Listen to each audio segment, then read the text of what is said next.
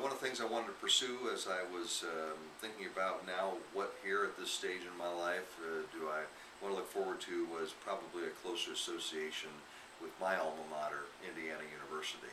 I tremendously enjoyed my time there as a student and tried to stay involved as an alum as time went on. I certainly enjoyed a lot of Indiana basketball, and it's fun to go to an Indiana football game if you're not just such a big football fan, and and so on and so forth. And in general, just try to stay close. So most of the friends I have are from IU. My kids went to IU, and their mom went to IU, and so it's we're kind of cream and crimson through and through.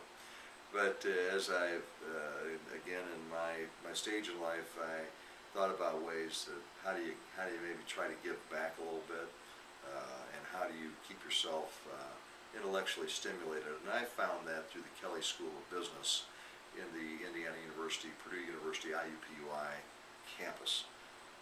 It's been a wonderful experience. I met Phil Cochran, the chairman of the MBA program there, and the more or less the head of the Bloomington campus for the Kelley School of Business, and he in turn introduced me to some wonderful people, one of which is Charles Donaraj.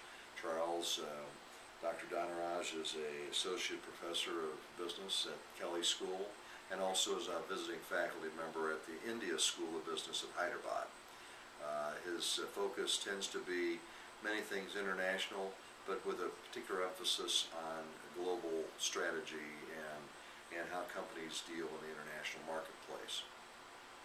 I had Charles invited me to speak to his global strategy class a couple of weeks ago, and it was a marvelous experience.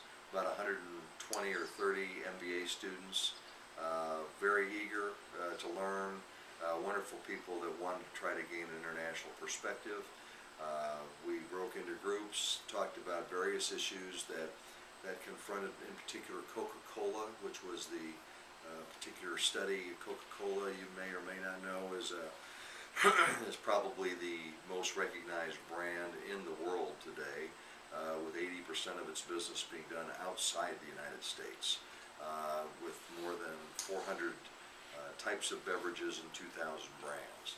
And certainly has had to learn to acclimate to a variety of cultures and learn how to do business in so many different places.